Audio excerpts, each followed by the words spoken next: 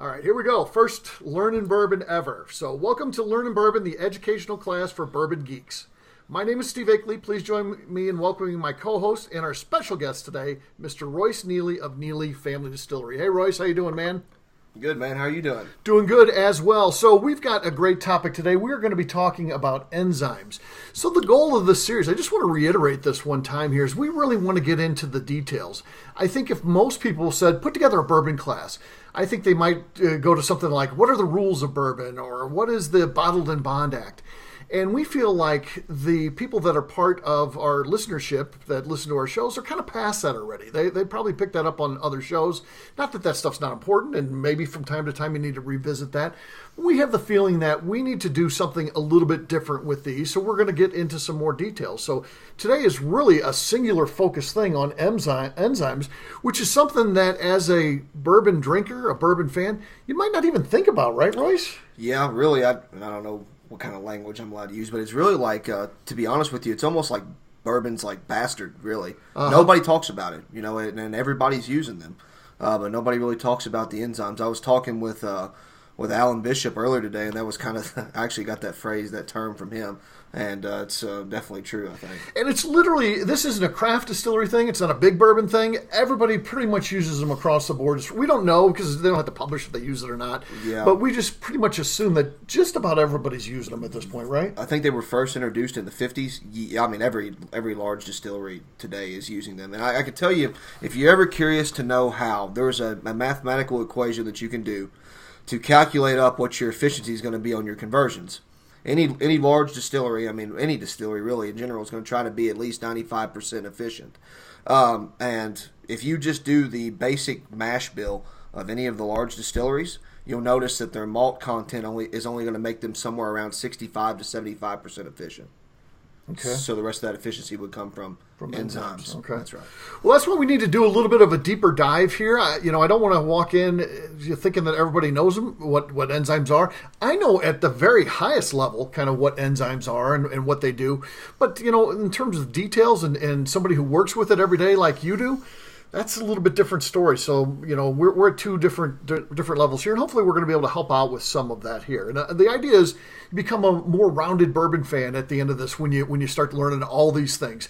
Maybe individually, not anything is that important, but collectively, as we sit back and we go through this entire series, people are really going to start building a great base of knowledge.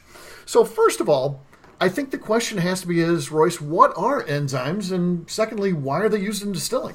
So, and I'm going to start off by saying in no way, shape, or form do I think that I'm the leading expert on enzymes, but I'll do my best to answer all the questions on them. So imagine, the look, I don't know if anybody's ever seen them or not, imagine we normally get them in right around 6-gallon containers, 2 6-gallon containers of maple syrup is almost what they look like. Both the two most predominant ones, what we call alpha or alpha amylase, and then gluco or beta glucanase on the second one, both look almost exactly the same. They smell very bad, at least in my opinion. They smell bad. They do smell differently. There are two different kinds. There are synthetic enzymes, which are derived in a laboratory. And not that the second one's not, but they're a more natural enzyme, and they're actually derived off of koji. It's like a koji malt. So they breed off of this koji malt to make these two different types of enzymes. And as far as I'm concerned, neither one is better. I believe the koji malt one is more used, but I think it's just more readily available, and to be honest with you, probably cheaper for them to make. So do enzymes have just a very specific and narrow role to help with conversions? So this conversion to alcohol, they help make it easier? Is that what I'm doing at the highest level again? Yeah, they do, and really there are two different aspects when you're talking about doing a cook. So on the alpha amylase side, so when you're adding in these cereal grains, so you add in your corn, the way I like to cook it and the way most people cook is that they're going to bring their water temperature up to probably around 120 or 130, and then they're going to add all of their corn into it. And then they're going to increase that temperature all the way up to around 190 to 212. So they're going to boil this corn. When you bring that corn up to that temperature, it gelatinizes. So the starches begin to break. They gelatinize together, and if you don't have an enzyme in there, you've essentially got a giant porridge. And trust me, it is horrible. absolutely horrible if you forget to add an enzyme to try to clean out, because you almost have a boiling brick of mash inside of your cooker at this point. So it's horrible on agitators. I mean, it gets very, very thick. You guys, you know what it's like when you're making oatmeal. You know how it gets kind of thick and coagulated on the top? That's exactly what happens when you're cooking that corn, which is what you want. That's the breakdown of starches. So alpha amylase is resistant to high temperatures. So you can add this alpha amylase enzyme in at this time at around 160, and it'll actually cause that starch to liquefy. And I mean, it happens immediately. And we're talking, so on a 600-gallon cook and I've got a what's called a very thick mash, which is around 26 gallons per bushel. On the other instance, like a lot of column still guys run 40 gallons per bushel, or 40. A lot of the old school guys like Dick Stoll run 48 gallons per bushel. So a very thick mash. I only use 200 milliliters of that alpha amylase to liquefy that. So I mean, it's a very small, very, very small amount of that you're putting inside of it. So, but you talked about this being around since the 50s and beyond, very commonplace today. It wasn't around before that, and people have been making whiskey since the start of time. So how did they get around this before? So before, because this is definitely a huge part of step one, which is liquefying, or the alpha amylase side. Before, what they would do is you would, for one, run a thinner mash. Okay. That way there's not so much starch in there present that's going to get coagulated. And they would add a little bit of malted barley in at the beginning, probably around 4 to 5%. And that barley has those enzymes present. It has both alpha amylase naturally and beta glucanase inside of it, and that's what's going to cause it to help liquefy it up. Now, sometimes it doesn't completely do it, but it definitely helps. And that's kind of what you call getting your mash dialed in. For a lot of those guys in the past, getting your mash dialed in just meant that you had it set up to where you knew exact amounts to add at each step to make sure those conversions and everything happen. So that's step number one. So after you've cooked, I like to cook my corn for 45 minutes at 190 degrees, and then I lower that temperature down to 160 and add in the sister grain, either the wheat, the rye, the oatmeal, whatever it's going to be. We add that in. We hold that for 45 minutes, allow the agitator to mix it up, and then we lower that temperature down at the end to 135 degrees. And at that point there is when we're going to add in what's called beta glucanase. So malt and beta glucanase are not very temperature resistant. So anything above 140, 145 is going to cause those enzymes to denature to where they're not going to work. So you're not going to get any type of conversion at all. So it's very important to know what your temperatures are at that point. So when we bring that down to that 135, that's when I add in my malted barley. And on that 600 gallon mash at 26 gallons of water per bushel, we're going to add in roughly about 400 milliliters of beta glucanase. So at that point, we're going to hold there. You can see it start to work. It's definitely more. You can start to see the yellow starch on the top actually start to move around. It's kind of cool. It starts to foam up a little bit as well. So I definitely see more of that when I'm using malt than I do when I'm using just the straight enzyme. However, the conversion happens just the same either way. So that's the two real big ones that people use, are those two enzymes there. So at that point, we're going to hold that mash for an hour. And then after we hold it for an hour, we're going to cool it down to 85. And that's when we're going to We're going to pump that over into the fermenter and then pitch the yeast to it, which is a safe temperature to add the yeast to. So I will tell you, there's a way to check, too, what they call an iodine test or a starch conversion test. So there is some of that yellow foam that's going to be on the top of that mash floating around. That is converted over starches. We'll pull that foam off. I pull it off in a little spoon. And then you take some iodine and drop it into the top of it. It has to just be on the yellow foam. There can be no corn, no nothing else inside of there. And when you drop that iodine on it, if the iodine turns purple, that means you did not convert all of the starches. If it turns brown, that means you had a full starch conversion. So, and like I said, there's a calculation that actually comes from I think it actually stems originally from beer brewing that will tell you if you should be theoretically, 100%. Perfect on your conversion or not. Mm-hmm. And I don't have that calculation with me. It's pretty simple, but I can give it to you. It's based on what's called, so malt, every malt is, and I'm not 100% positive how they get these, but every malt has a number assigned to it called diastatic power. And that diastatic power is the conversion power of that malt. And they range all the way up into which I'll give you for instance. I use 2 different types of malt. One of them is Maris Otter, which is an ale malt, and I use that more for flavor. I love the honey and the nut flavors that it produces from it. The other one is 6-row Distiller's malt. So the diastatic power of the Maris Otter malt, the ale malt, is around 60, and the diastatic power of the 6-row Distiller's malt is around 250. That tells you how much more powerful that 6-row is. Mm-hmm. So enzymes almost sound magical, though, because there's a problem that you guys have. Mash, right. It's too thick. It's almost like a thick oatmeal trying to deal with that. So when you mention that enzymes fix that, what would be the downside of enzymes? So the problem with enzymes, and the problem even with conversions in general, is that when you're focused on making a high-quality spirit, you don't always, we know this, everybody on here knows what heads, hearts, and tails cuts are of the run. I assume everybody knows what those, I don't need to go into what those are. Okay, I got you. I figured Thumbs up on that. I figured we all did.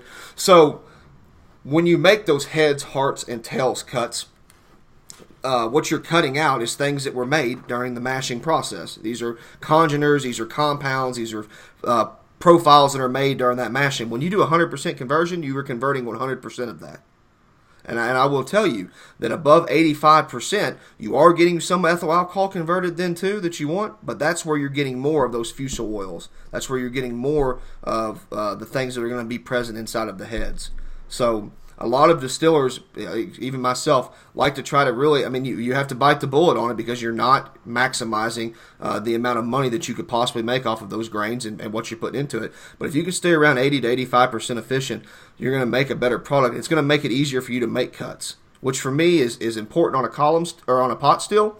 It's a big problem on a column because you can't make those cuts effectively. You can't cut any of the heads out on a beer column in Kentucky. So if you've got all of that 100% converted in there, you're bringing all of that stuff forward.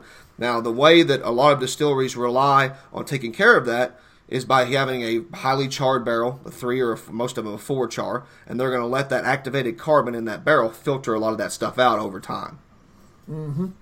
So, Dick Stoll, the legendary master distiller, the last master distiller Michter's, now is getting his own company going some 30 years later, Stoll and Wolf.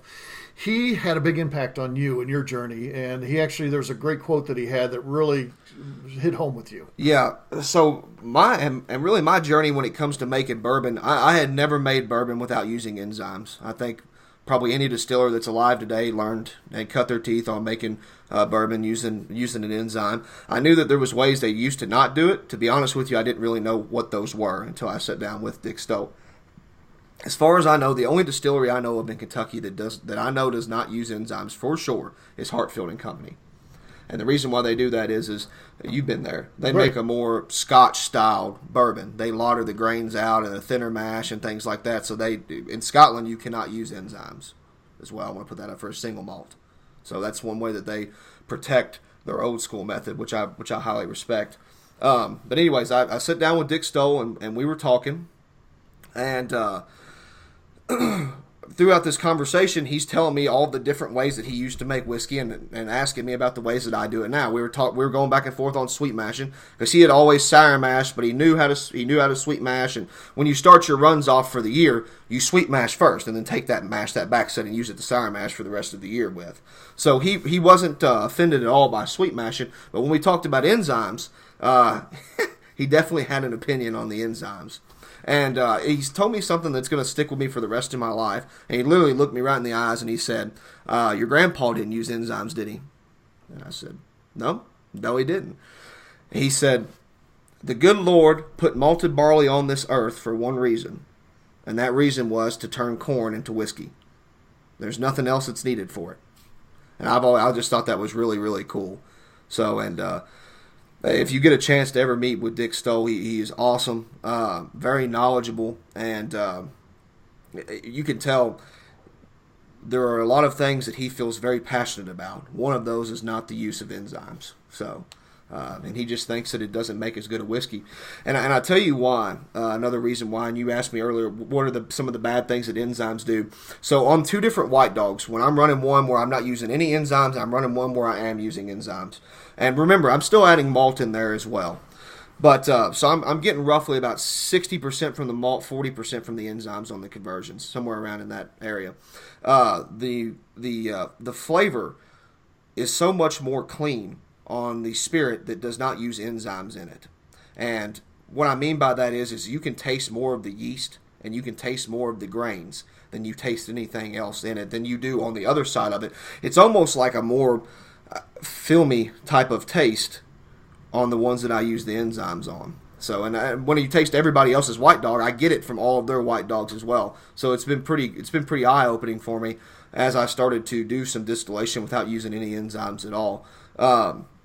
The other thing is that on the still itself, the still becomes so much more dirty when you use enzymes than when you don't. I mean, I have to clean. We clean our stills very often. I mean, we clean them every day. If I wasn't using enzymes, to be honest with you, I probably wouldn't have to clean them except for once a week. There's just not so much. There's this black oil, and we call it bardy grease or bar grease that comes over in the tails when you're doing your stripping runs. You don't get as much of that when you're not using enzymes as when you do. So the early results now you feel are very positive, not using the enzymes in terms of the taste that's coming off the still. You're liking what you're tasting. I do. And once again, and there's good and bad with both of them, because the bad is, and where I struggle with being able to make the full conversion over to not using them, is I love the aspect that an enzyme does allow you to put more grain into the mash, which means you're going to have more flavor from that grain present. So it's kind of like a weird balancing act, and I was talking with Alan today about it. Like, is there a perfect medium between using some enzymes and using malt together to get it to where it's the perfect mixture of both? Because you want to be able to taste as much flavor coming through, but if you have to thin your mash all the way down to where you're not using any enzymes at all, you're not getting as much of a robust flavor either. So it's if you see what I'm saying, it's like a catch-20 on that side of it. So it's definitely a pretty different thing, and it's something to experiment more with. Because I mean, I know Dick told me he was running 48 gallons per bushel, which is almost double of what I'm running. So the other side is obviously the cost variable of it. You're getting more money, more alcohol out, which makes the entire distillation and labor dollars per hour and all that stuff much cheaper and much more manageable when you are using enzymes to when you're not. Distiller's malt is expensive. I mean, malt is pretty expensive. On the grand scheme of things, I pay around 8.5 cents for a pound of corn, and I pay around 70 cents for a pound of malt. Mm-hmm. It's a pretty big difference. What about enzymes? What do those cost? They're expensive as well, but they're not as expensive when you're talking about going through all that malt that I would be going through on the 6-row, and on the Maris Otter, on the other hand, I pay $1.10 per pound for it. When I'm doing my mash, I use 10% 6-row malted barley. So if I'm doing you all can do the math on it. When I'm doing 1,100 pounds in that 600-gallon cooker, 10% of it is going to be 6-row, and 5% of it's going to be Maris Otter. And then you multiply that by those two numbers I just told you. That'll tell you how much cost I have every day just in that mashing process. The enzymes are very cost effective, to be honest with you. I probably spend somewhere around $5,000 or $6,000 a year on enzymes. We have them shipped in. I buy them from Firm Solutions, which is located in Kentucky. So they do the yeast, they do the enzymes, kind of a one-stop shop for that stuff. They do. That's really where they cut their teeth at for a long time. You know, the rumor in the industry, and I mean, you guys know Wilderness Trail was self-funded by them with no debt. And I think Wilderness Trail was a large tax write-off for the very successful Firm Solutions company, so which is very, very good for them. But I wanted to stay local in Kentucky, so I purchased my enzymes from them. A lot of people do. There is another company that I know that does pretty reputable work as well, and that's called Enzyme Innovation, and they're located in Chino, California. I purchased from them as well. I really can't tell a difference between the two of them. Mm-hmm. When I tried them, I couldn't really, one of them I'd say was like stand out better than the other one. Right. One of the things that we're focusing on, and as a matter of fact, you and I just recorded a show, I don't know, was that yesterday or the day before, recently, where we talked about, why does whiskey that is 1 to 3 years old taste so good? When somebody who's been drinking bourbon a long time, you always think it's got to be, not even 4, it's got to be 6, 7, 8 plus years old to be good. But now these days we're finding that 1, 2, and 3-year-old stuff is pretty darn tasty. In some examples, not across the board, obviously, but this is something enzymes could play a factor in, one of those other small components that makes a difference in how your whiskey is going to taste at a much younger age. And Alan Bishop has done a whole lot more of the distillation without enzymes than I have, to be honest with you, so far. He's just been distilling on the legal side longer than I have, and he's a big advocate of trying to get away from using enzymes. It's just where he's at right now. His boss will not let him do that. But, I know if Alan can make the money side of it work, he would never have used or never would use enzymes. And like I said, it does make a cleaner taste. However, I think it would make a better new make. And if you make a better new make, that means it's going to be better from the barrel earlier as well when you combine it with all these other factors. I tell people all the time, age is a factor, but it's not the whole factor. Is it a large part? I think it's a pretty large part. Is it 80% like it used to be thought of, or 70% like it used to be thought of? I don't think it is. If everybody's making the same whiskey the same, using a beer column, which is a very inefficient distillation method, by the way. So when you convert 100% of those compounds over, you're going to bring probably 90% of them over in that beer column, because it can't cut any of the heads out, and it can't do a very good job of removing the tails or the oils either. You can drain some of them off onto the side, but it's a flash distillation to push stuff out as quickly as you can, and the doubler does nothing else but provide more copper contact, which helps remove sulfur, but it's not going to remove any more of those other type of compounds from it. I think that it could be a huge part of it with making a better product, but, it's all these factors together. If you want to make a whiskey that's palatable at 1 year old, at least what I've found anyways, our sweet mash helps a lot because we're taking care of our yeast, which allows them to make better flavors and not throw off flavors like lactic acid off into the mash because they're stressed out. Lower barrel entry proof, so providing, entering it into that barrel at 105 or 110 instead of entering at 120 or 125. The more water that's present, the faster it pulls flavor from that barrel.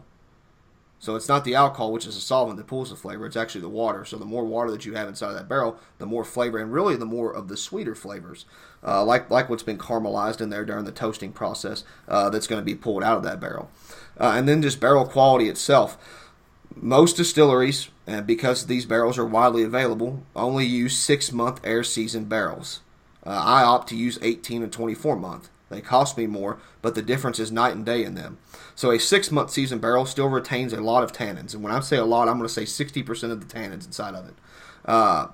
A 24-month air season barrel probably has less than 10% of those tannins still left in.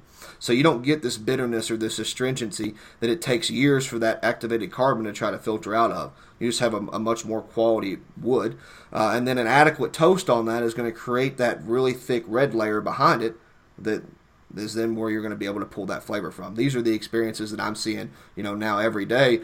As I'm pulling these barrels out that are 14 and 15 months old and trying them and saying, wow, I can't believe that I'm getting this kind of taste this young in. I never thought that would happen, to be honest with you. I never thought in my wildest dreams that I would ever release a bourbon that wasn't 2 years old.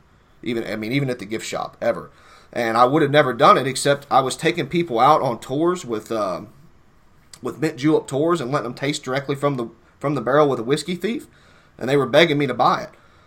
So my dad was like, why would we not roll a barrel up there and at least let them bottle their own right from the barrel? And that's kind of how we took off with doing our store pick or our gift shop picks so far. So, and it's different flavors as well. You have to remember, when you're tasting something at 1, 2, and 3 years old, it hasn't been that influenced by the oak yet. So you're tasting more of the yeast strand. You're tasting more of the flavor grains. You're really tasting the water quality.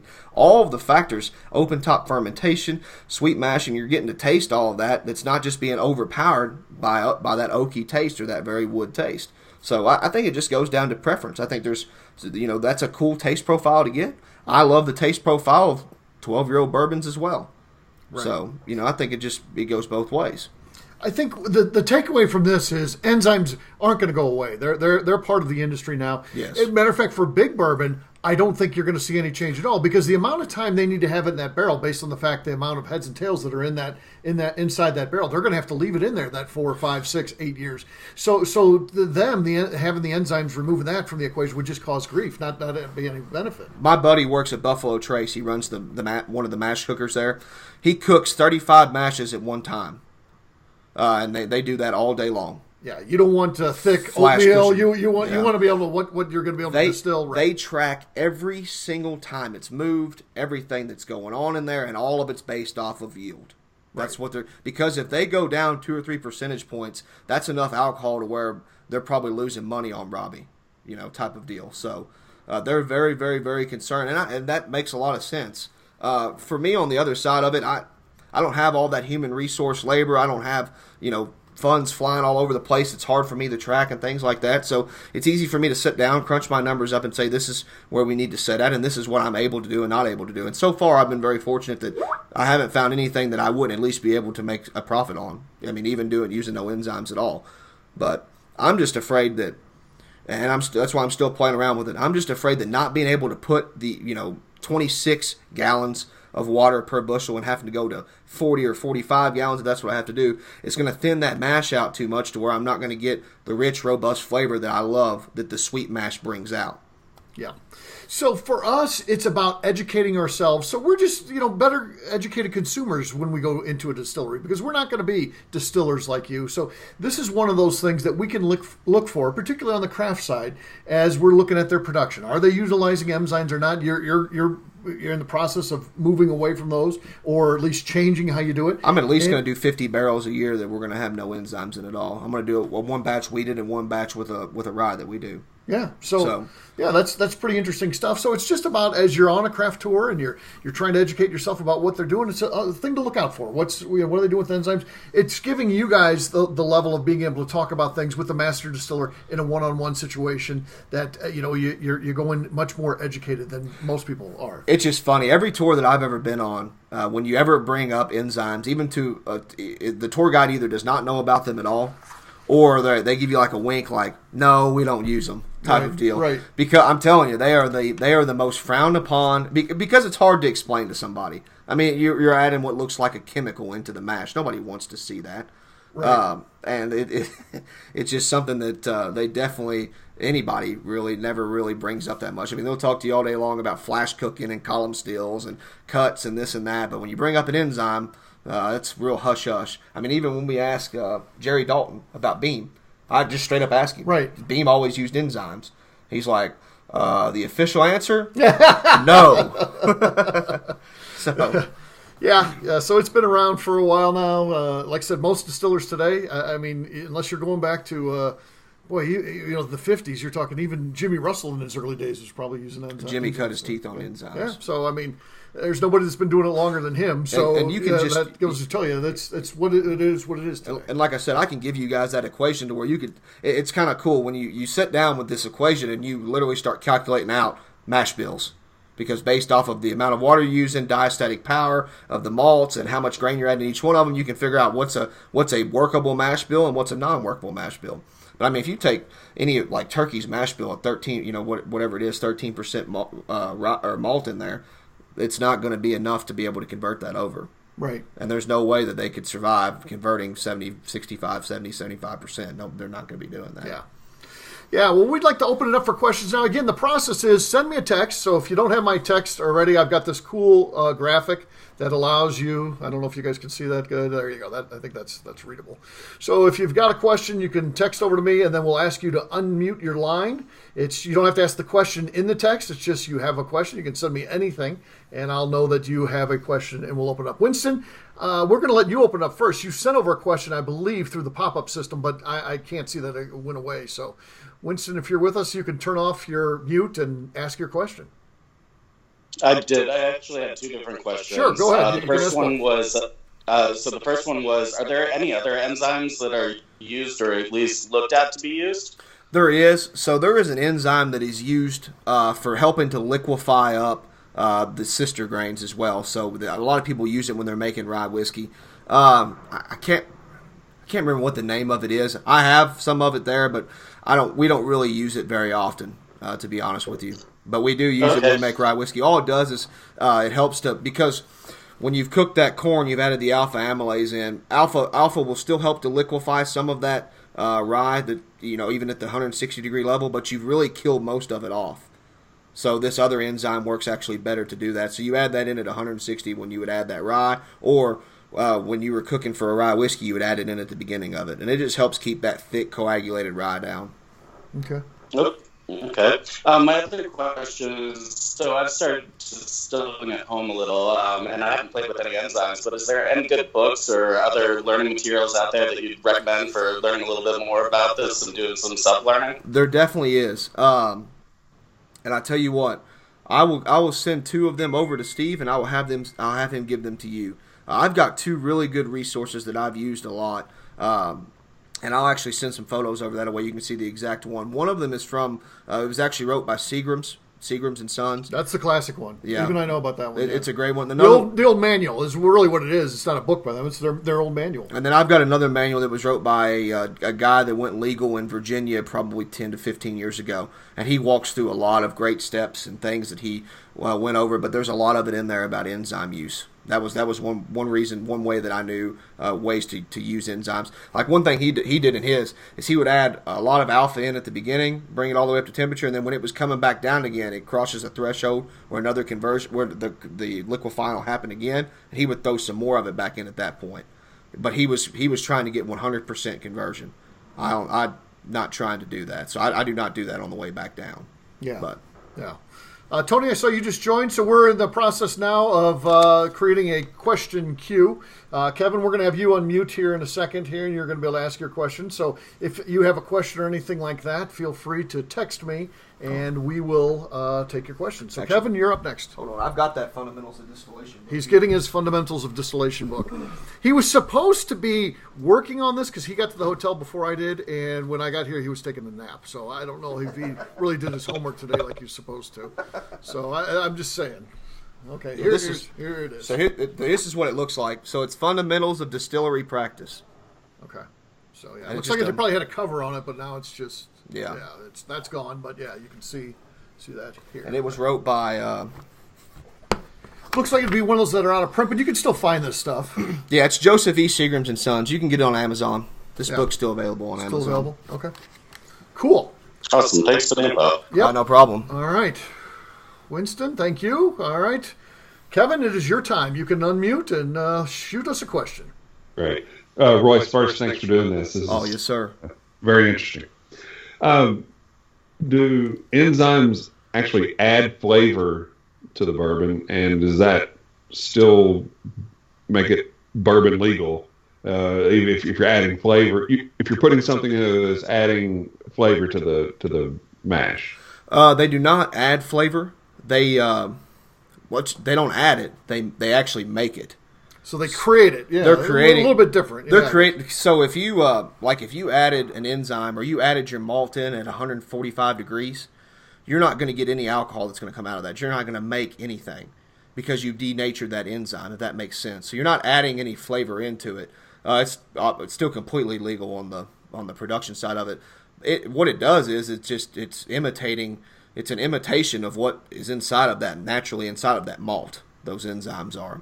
So either synthetically or still naturally, just off of a koji malt. Mm-hmm. Yeah.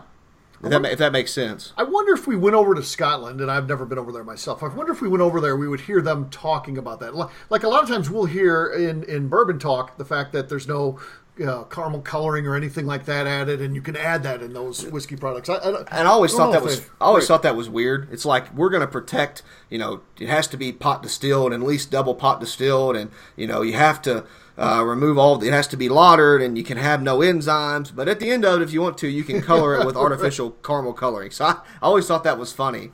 Those two factors, like you have to protect all these different production procedures. Then when you get done, you can add an artificial coloring in it. Yeah. So. Kevin, anything else? Yes, actually. When you were talking about calculating the efficiency rates, I think you mentioned that with the larger distilleries, you can estimate what their efficiency is based on their malt content. Did I hear that correctly? So all of them are going to be using 6-row distiller's malt, which is going to have that diastatic power of 240.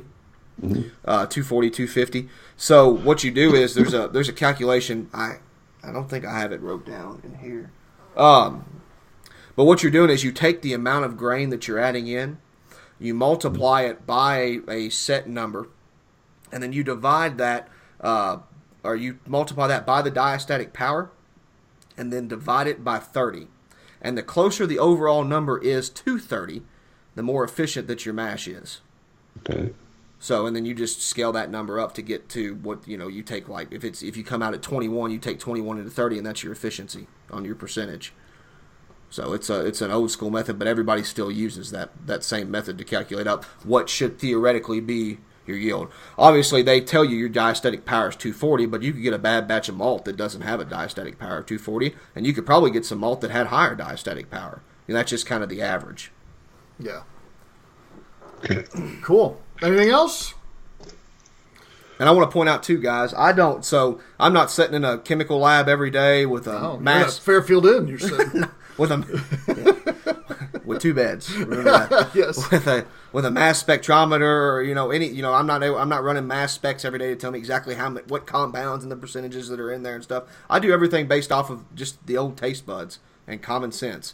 So, if it tastes good to me, what I'm seeing is better, that tells me that it's better. A lot of the ways like Dick Stoll done it. I mean, Dick Stoll wasn't in a chemical lab either. Right. So. Yeah. All right. Well, thank you, Kevin. Appreciate it.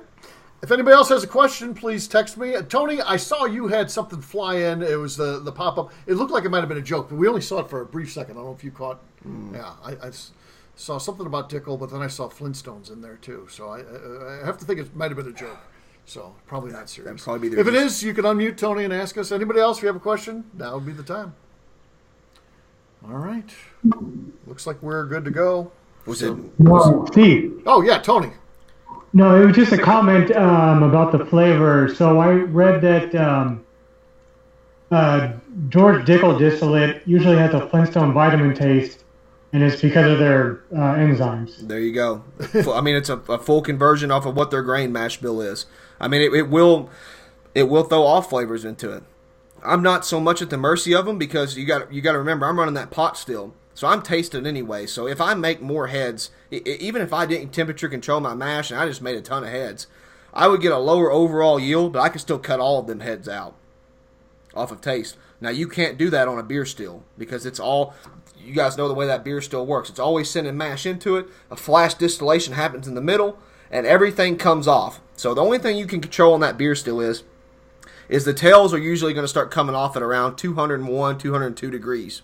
So you can set the steam temperature at 203 and make the distillation not happen any higher than 202, 203 degrees. So that means you're not actually going to boil any of that fusel oils or tails off, and they're going to run out the bottom with the mash. But because the heads vaporize before the ethyl alcohol, there's no way to cut them out. They're all coming over because they fall under that threshold of steam temperature, if that makes sense. Yeah. Cool. Anything else? Tony, thank you for your question. Kevin, looks like Kevin's got one more question he wants to come in with. Oh, and we got another one after that, too. So, Kevin, you're first. Okay, thank you. I'll be real quick. So if I understand correctly, we're saying that the enzymes are a substitute for the malted barley. Is that correct? They are. Okay. So how do you go about trying to strike that balance between the use of the enzymes and the use of the malted barley? Is it just trial and error or experimentation? For most of our... You need a taste tester. Yeah, for most of our... Yeah, exactly, yeah. We always need a taste tester. For most mash bills that are out there, Kevin, that are being used today, you would have to adjust those and probably up them to around 20 to 22% malt to get the conversions that we're getting now without using enzymes.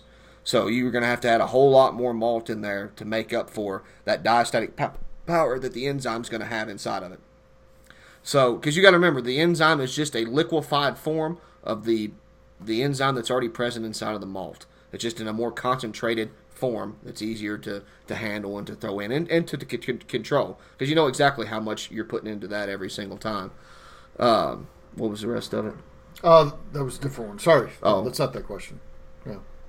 We got another one after this. Did that answer that question, Kevin? Okay. He's good to go. All right, 859. So, again, someone's not in my directory here. So, go ahead and unmute, and you can ask your question. Hey, guys. How's it going tonight? Good. Good, sir. So, Royce, you were talking about how column still, the heads come off at a lower temperature, so it's hard to cut them. But a lot of these distilleries that run column stills, you can buy their bottles of White Dog. So are you getting that White Dog with the heads in it, or do they process that, like take some of that and run it through and make heads cuts? No, there's no process. Like the Buffalo Trace 120 proof White Dog, there's no heads cut made on that. And once again, not saying that it's bad whiskey, because I love products made by Buffalo Trace. Always have and always will. They're a great distillery. It's just, the nature of the beast is the nature of the beast. You can make a whole lot smoother White Dog off the still. Much more flavorful, much more smooth, because it doesn't have that burn that you get is acetate and acetone. And it's hard to get that out even through years of aging. That's why even when you first nose a 10-year, like a 10 or 12-year-old Blanton's product, it's still got that fumy type of nose to it. And then it's still got a little bit of that heat before it starts to open up. What you call opening up is actually that stuff evaporating off. Gotcha. That answer it? Okay. 508 area code. You are up next. You can unmute and ask Mr. Royce here. So one more question, especially considering the city you're in. With things like marijuana, there are different terpenes and other things, and they're standard per plant, but there's some variation. And with different types of barley, do you actually get a variation on the natural enzymes that are in them, or is it very standard across all of them? No, there's a variation between them. So the like when you're talking about measuring, your CBD or your what LCBD and DCBD and stuff like that, your different terpenes and everything, the measurement of malt is that diastatic power number. That's the measurement of what's inside of it. That's its conversion ability. That's how much of the beta glucanase that's going to be present inside of it. So like my Maris Otter malt is only 60, I think it's like 60 diastatic power, whereas my 6-year-old malted barley is 240, 250. So that's the variation just right there on what potential it has on the conversion that it can do based off of what enzymes are inside of it. Now on the other side, there's definitely huge flavor differences between each malt, and that comes from whether they lightly roasted the malt, just the type of malt itself. Like that Maris Otter I've got, it smells it smells like honey. Like you're eating honey nuts, like a honey nut cereal. When you open it up, that's what it smells like. I love that aspect about it. And it creates a uniformity amongst all of my products because I add that into each one of them. So, I definitely hope that nobody tastes the Flintstone vitamins in my stuff. But I would like for people to say, like, yeah, Neeley products have always got like that sort of honey sweetness to it. That comes from my malt. And then the type of fruity congeners that you get comes from my yeast strands. So that I use. Okay, thanks. Does that answer that question? Yeah. So yeah. They are completely different. The big measure on them, though, is diastatic power. And when you read these books, you'll see them talking about diastatic power in there quite a bit. Okay, thanks. Thanks, Winston. No problem. All right, anybody else? No further ones in the queue. Royce, well, thanks a lot, man. This was great, brother. Appreciate it, brother. This is good stuff. First one we've ever done, so thank you to everyone for participating in this, and we look forward to more of these coming up. So. And I'm sure you guys can tell I'm continuously learning every day. That's one thing I really love about the industry. You got to be open to sitting there and racking it over in your head. There is no set way to do things, and there is no 100% right way to do things. As of right now, anyways. So I love that aspect about it. So yep. If you get up to Kentucky, make sure you hit Sparta and check out Neeley Family Distillery. See what they got going on there. It's good stuff. I'll be in there. All right. See you guys. Thanks a lot. Have a good night, everybody. Bye.